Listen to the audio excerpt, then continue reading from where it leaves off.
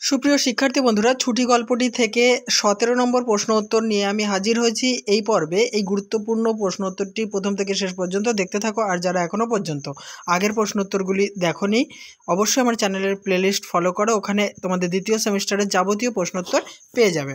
দেখো 17 নম্বর প্রশ্নে বলছে, পৃথিবীতে এমন বালাই আর নাই, কাকে বালাই বলা হয়েছে? উক্তিটির তাৎপর্য বিশ্লেষণ করো। অথবা কাকে বালাই বলা হয়েছে এই প্রসঙ্গে লেখকের মনোভাবটি ব্যক্ত করো। উত্তরটি দেখো, রবীন্দ্রনাথ ঠাকুর রচিত ছুটি গল্পে ফটিকের মামি ফটিকের প্রতি যে দুর্ব্যবহার করতেন, তার মনের ভাবনা অনুযায়ী লেখকের মনে হয়েছে যে 13-14 বছরের ছেলে পৃথিবীতে বালাই স্বরূপ। পরের উত্তরটা আর কি, উক্তিটির তাৎপর্য বিশ্লেষণ। গ্রামের মুক্ত পরিবেশে প্রকৃতির বুকে বেড়ে ওঠা 13-14 বছরের ডানপিটে স্বভাবের ছেলে ফটিককে লেখাপড়ার তাগিদে তার মামা বিশ্বম্ভরবাবু কলকাতায় নিয়ে এলে 3 ছেলে নিয়ে সুখে ঘর করা ফটিকের মামি অনাবশ্যক পরিবার বৃদ্ধিতে কোনোভাবেই ফটিককে মেনে নিতে পারেননি।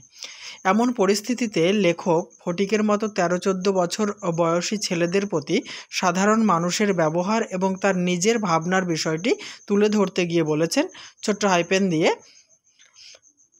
13-14 বছরের ছেলের মতো পৃথিবীতে বালাই আর নাই। তাদের যেমন কোনো শোভা থাকে না, তেমনি তাদের কোনো কাজেও লাগে না। ফলে তাদের প্রতি কোনো স্নেহ উদ্রেক হয় না এবং তাদের সাহচর্যও কেউ লাভ করতে চায় না।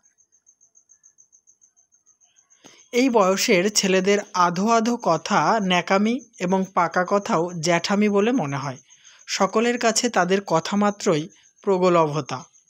হঠাৎ করে বেড়ে ওঠার জন্য কাপড় চোপড় ছোট হয়ে যায় এবং সেটাকে একটা কুশ্রী স্পর্ধা বলেই মনে হয়।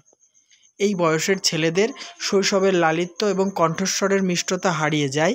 এই কারণে সকলেই সেই কৈশোরকেই দায়ী করেন।